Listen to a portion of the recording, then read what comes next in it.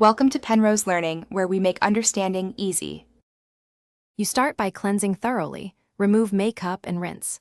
Once clean, pat skin slightly damp and apply your Shiseido toner or lotion to prime absorption. Next, pump 2-3 drops of serum onto fingertips and gently warm it between your hands so it spreads evenly. Press the serum into cheeks, forehead, and chin, don't rub harshly. Make sure to include neck and décolletage. This creates a hydrated base, so subsequent products layer effectively and perform as intended.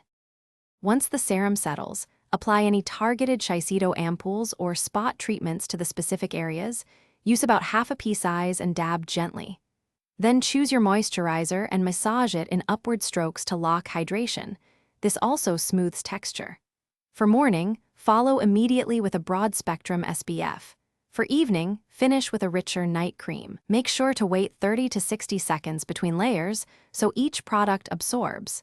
This avoids pilling and ensures activating. You finish by sealing the routine.